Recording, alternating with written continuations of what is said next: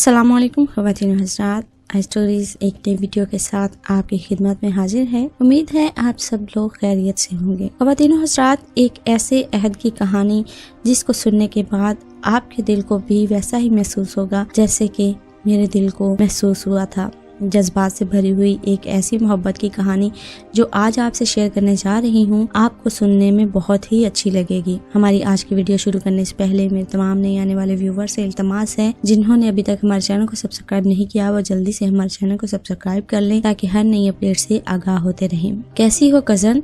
अरूप छत पर बैठी डूबते सूरज को देख रही थी जब बुरहान ने उसे आवाज दी। आप इस वक्त यहाँ कैसे? वो इसका सवाल नजरअंदाज करते हुए पूछने लगी। क्यों, मेरे इस वक्त आने पर पाबंदी है क्या? बुरहान ने आदत के खिलाफ बात बढ़ाई थी। पाबंदी तो नहीं है, लेकिन आपके पास हमारे घर आने का टाइम कब होता है? और इस वक्त तो वैसे भी आपका दोस्तों के साथ घूमने का वक्त होता है ना, तुम्हें बड़ा पता है मेरे टाइम टेबल का। वो यूं ही चिढ़ाने को बोला था, लेकिन अरूप के चेहरे पर कई रंग आए थे जिन्हें देखकर बुरहान उसे देखता ही रह गया था। बताएं ना, कैसे आना हुआ? उसकी नजरों से घबराकर अरूप ने सवाल दोहराया। तुम्हारी बहुत शिकायतें मिल रही थी, सो आना पड़ा। कैसी थकन उतरी थी बुरहान के लहजे में, जिसने अरूप के दिल को बेचैन कर दिया था। अब मैंने क्या किया? अम्मा तो यूं ही मुझसे खफा रहती हैं और फिर आपको शिकायत लगा देती हैं। आप भी बिना कुछ सोचे समझे मुझे डांटने चले आते हैं। वो नाराजगी से बोली थी। मैंने ऐसा कब कहा है? उसके अंदाज ने अरूप को बौखला दिया था। सोचती थी जब कभी ऐसा वक्त आया तो सीधा सीधा बता देगी, लेकिन अब जब वो वक्त आया था तो उसकी सारी हिम्मत, सारा हौसला खत्म हो गया था। जो पूछा है उसका जवाब दो। वो बेहद संजीदगी से दिखाई दे रहा था। मुझे अभी शादी नहीं करनी। आखिर उसे कुछ तो कहना था। वो जवाब लिए बगैर जाने के मूड में नहीं लग रहा था। क्यों नहीं करनी? बुरहान का अंदाज वही था। क्योंकि मैं अभी पढ़ना चाहती हूँ, मास्टर करना चाहती हूँ। मुझे सर झुका के लहजे में बोलती अरूप के आंखों में आंसू आ गए। ठीक है, तो मैं पुप्पो से बात कर लेता हूँ। फिलहाल तुम्हारी मंगनी कर देते हैं, शादी जब तुम चाहोगी तब कर देंगे। वो फैसला सुनाकर वहाँ से हटने लगा था कि अरूप बेख्तियार उसका बाजू थाम गई। ऐसा मत करे प्लीज। आंसू उसके गालों पर बड़ी रवानी से बह रहे थे। बुरहान के दिल को कुछ होने लगा। वो दोबारा अरूप के पास बैठ गया। इस रास्ते पर मत चलो अरूप, इसमें बहुत दर्द है, बहुत मुश्किलात हैं, और तुम तो इतनी नाजुक सी हो। जानती हो, जब कभी तुम तेजी से चलती हो तो मेरा दिल कैसे डर सा जाता है, यूं जैसे टूट जाओगी। वो जाने की इस कैफियत में दिल के भेद खोले जा रहा था। अरूप के आंसू थम चुके थे। वो चेहरे पर खुशी और आंखों में बेयकीनी लिए उसे देख रही थी। उसकी वालहाना निगाहों ने कैसे बुरहान को गहरी नींद से जगा दिया। तुम्हें सर्दी नहीं लग रही? नीचे चलो, बीमार होना है क्या? उठने लगा था जब अरूप ने दोबारा से उसका हाथ थामकर उसे बैठने पर मजबूर कर दिया। ये क्या बदतमीजी है अरूप? बुरहान ने गुस्से के पर्दे में जज्बात छुपाने की कोशिश की। आप भी मुझसे मोहब्बत करते हैं ना? कह क्यों नहीं देते? तुम अच्छी तरह जानती हो अरूप कि ये कितना मुश्किल सफर है। खास तौर पर अब्बू के इंतकाल के बाद तो छोटी से लेकर बड़ी हर जिम्मेदारी मुझ पर आ पड़ी है, और इस जिम्मेदारियों को निभाते पता नहीं कितना वक्त गुजर जाए। मैं हमेशा सारी उम्र आपका इंतजार कर सकती हूँ बुरहान, आप एक दफा इकरार तो करें। अरूप, तुम बात को समझ नहीं रही हो। शादी कोई आसान काम नहीं है। शायद पूरी उम्र गुजर जाएगी मुझे ये सब करते करते। 5 बहनों का इकलौता भाई हूँ मैं, और इनकी जिम्मेदारी मेरे ही सर पर है। क्योंकि मैं इंतजार करना चाहती हूँ, इसलिए आप मुझे इंतजार करने दें। मैं आपसे कभी भी कुछ नहीं कहूँगी। वो सरापा एहसार बनी उसे यकीन दिला रही थी, और बुरहान का दिल कहता था सब भूलकर इसकी बात मान ले। तुम मेरी अम्मी की नेचर से अच्छी तरह वाकिफ हो। अगर उन्हें तुम्हारे बारे में पता चला तो मंगनी करना तो दूर की बात, वो तूफान उठा देंगी। मुझे ये भी मंजूर है। अरूप जल्दी से बोली, जैसे उसे डर हो कि बुरहान अपना इरादा न बदल दे। क्या मंजूर है तुम्हें? बुरहान के लहजे में हैरत थी।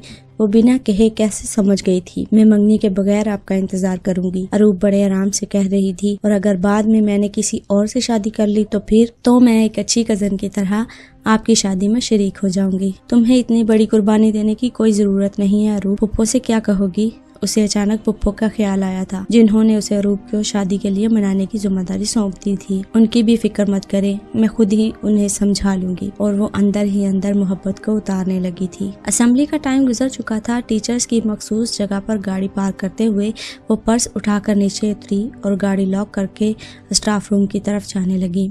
सालों पहले उस याद ने उसकी आंखों को नम कर दिया था। गुड मॉर्निंग मैम, ये आपके लिए। अभी वो चंद कदम ही चली थी, 3 लड़कियों के ग्रुप ने उसका रास्ता रोक लिया था। उनके हाथों में महकते गुलाब थे। उसने शुक्रिया कहकर गुलाब थाम लिए और आगे बढ़ ही रही थी कि एक्सक्यूज मी मैम की आवाज़ पर रुककर उन लड़कियों की तरफ देखा। लिपस्टिक लगाकर आप बहुत ज़्यादा अच्छी लगती हैं, इसी तरह तैयार रहा करें मैम, बहुत प्यारी लग रही हैं। और वो मुस्कुराने के सिवा कुछ नहीं कह सकी और सोचने लगी, उफ, आजकल के बच्चे कैसे आराम से सब कह देते हैं। एक हम थे, जान निकलती थी टीचर के सामने बात करते हुए, और वो वक्त बदल चुका है। खुशकिस्मत हैं वो लोग जो साल गुजरने का पता नहीं चलता। यहाँ तो एक एक लम्हा क़यामत बनकर गुजरा है। वो दिल ही दिल में कह रही थी। जोर से बोलकर ऐसी बात कहने पर उसकी शामती आ जाती थी। सब ने अपने अपने क्यास के घोड़े दौड़ाना शुरू कर दिए। एक आध नहीं, पूरे 6 साल थे जो उसने इस तरह गुजारे थे, एक अहद वफा के पीछे, और वो इस अहद को निभाती चली गई। अरूब और रेहान अपने माँ बाप की 2 ही औलादें थीं। रेहान उम्र में अरूब से बहुत बड़ा था। मास्टर के बाद रेहान स्कॉलरशिप पर आला तालीम के लिए अमेरिका चला गया था। अब घर में अरूब और उसके माँ बाप ही थे। अरूब अकलौते मामू का अकलौता बेटा बुरहान और उसका फर्स्ट कजन था। अकलौतों ने बुरहान की जिंदगी में ही बहुत कुछ बढ़ा दिया था। माँ और 5 बहनें तो अपनी हर जरूरत में उसे पुकारती थीं। रेहान के जाने के बाद उसने बिना किसी के कहे अरूब के घर का भी ख्याल ऐसे ही रखना शुरू कर दिया जैसे अपने घर का। उसकी इस बात पर जहां अरूब के माँ बाप उसके सदकेवारी होते थे, वहीं कि उसकी माँ को बेटे का अपनी फूफो की तरफ जाना ज्यादा पसंद नहीं था। अरूब के माँ बाप से तो उनकी कोई खास रंजिश नहीं थी, अलबत्ता अकलौते बेटे की माँ होने के नाते खूबसूरत नाजुक सी अरूब उनकी नज़रों में खासी खटकती थी। अगरचे बुरहान ने कभी रूप को कोई खसूसी अहमियत नहीं दी थी, लेकिन माँ तो फिर माँ होती है ना, बिना कहे ही हर बात समझ जाती है। उस रोज की बात के बाद अरूब और बुरहान के दरमियान एक खूबसूरत रिश्ता बन गया, जिसे वो दोनों महसूस करते थे। बुरहान ने खुद पुप्पो से बात करके अरूब को इस मुश्किल मरहले से बचा लिया था। उन्हें भला क्या एतराज हो सकता था। बुरहान हमेशा उनकी गुड बुक में रहा था, और सिर्फ इतना ही नहीं, अरूब की पसंदीदगी भी उनके सामने थी। सो जहन में उठते कई सवालों और उलझनों को उन्होंने आने वाले वक्त पर छोड़ दिया था, और आने वाला वक्त इतना आसान नहीं था। बुरहान की अच्छी जॉब जाते ही उसकी अम्मी और बहनों को पुप्पो की फैमिली को ज्यादा ही बुरी लगने लगी। एक एक करके 4 बहनों को अपने घर का करने में बुरहान की जिंदगी के 5 साल लग गए। इस दौरान उसने CSS की तैयारी करके पेपर दे दिए। कामयाबी ने उसकी मेहनत का खुशामदीद कहा, और जिस दिन वो इंटरव्यू में कामयाब हुआ वो तो गोया उन सब के लिए ईद का दिन था। खानदान भर से दावतों के पैगाम आए थे, लेकिन बुरहान ने सबको इनकार कर दिया था। वो इन दावतों के खर्च उठाने का बिल्कुल भी हक नहीं रखता था, जिनके पीछे कोई ना कोई मतलब छुपा हुआ था। इस दौरान अरूब का मास्टर भी मुकम्मल हो गया। अगले साल ही लेक्चरशिप के इम्तिहान में पास होकर वो करीबी कॉलेज में पढ़ाने लगी। उसका ख्याल था अब तो मुमानी की नजरों में उसकी कुछ न कुछ इज्जत और अहमियत बढ़ ही गई होगी, लेकिन दूसरी तरफ रत्ती बराबर फर्क नहीं पड़ा था। जहाँ हर अपना बेगाना इन्हें सर आंखों पर बिठा रहा था, वहाँ मिडिल क्लास नंद की लेक्चरर बेटी उनकी नजरों में भला क्या समाती। हर हफ्ते कोई ना कोई बहन माँ से मिलने आती, और फिर बुरहान की शादी को लेकर नित नए प्रोग्राम बनाए जाते। बुरहान के घर पकने वाली खिचड़ी की खबर जैसे कैसे अरूब तक भी पहुँच जाती, या जरूरतन पहुंचाई जाती थी, ताकि अरूब अपना रास्ता बदल ले। लेकिन बुरहान की तसल्ली उसे सब कुछ भुलाकर फिर से मुस्कुराने पर मजबूर कर देती थी। इसी कश्मकश में इतने साल गुजर गए। बुरहान की ट्रेनिंग भी मुकम्मल हो गई थी, और आज वो आने वाला था, और वो अकेला नहीं आ रहा था, बल्कि विशाल रुत उसके हमरा थी।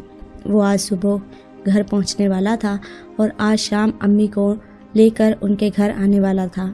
अम्मी को मनाने के लिए उसने क्या क्या और कितने पापड़ बेले थे, ये बुरहान ही जानता था। मोबाइल की आवाज़ उसे फिर से ख्यालों में खींच लाई। वो ख्यालों में इतने सालों का सफर कर रही थी, और वहाँ अभी तक मौसम में तब्दीलियों की बहस छिड़ी हुई थी। घंटी अभी तक बज रही थी। स्क्रीन पर बुरहान का नंबर नजर आ रहा था। वो सबसे एक्सक्यूज करती मोबाइल लेकर थोड़े फासले पर चली आई, लेकिन उसके हेलो के जवाब में एक अजनबी आवाज़ उसकी समाज से टकराई, तो उसने फ़ोन कान से हटाकर एक बार फिर नंबर देखा था। कॉल तो बुरहान के नंबर से आ रही थी। फिर ये कौन बोल रहा था? देखिए मोहतरमा, हमारे पास आपके लिए कोई अच्छी खबर नहीं है। ये फ़ोन जिन साहब का है, उनका एक्सीडेंट में इंतकाल हो चुका है। आखिरी फ़ोन आपके नंबर पर किया गया था, इसलिए हमने आपको फ़ोन कर दिया। वो और भी जाने क्या कुछ कह रहा था। अरूब ने सहारे की तलाश में इधर उधर हाथ मारा, लेकिन करीब कुछ भी नहीं था।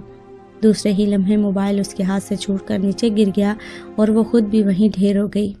टीचर्स और बच्चियां उसे इस तरह गिरते देखकर उसकी तरफ भागी। कोई पानी लेने दौड़ा तो कोई उसे हिला हिला कर आवाज़ें देने लगा। एक टीचर ने एम्बुलेंस कॉल कर ली, लेकिन ये सब बेसुध रहा। वो फ़ोन सुनते ही इस दुनिया से रुखसत हो चुकी थी। उसकी हर नाउमीदी को उम्मीद में बदलने वाला इस दुनिया से जा चुका था। रूप के लिए बेवफाई थी। अगर वो उसके बगैर जिंदा रहती तभी वो अहद वफा निभाने पर बुरहान के पीछे चल दी थी। ख़वातीन और हज़रात, हमारी आज की ये कहानी मोहब्बत की एक ऐसी लाजवाब कहानी थी जो कि एक सच्ची कहानी है।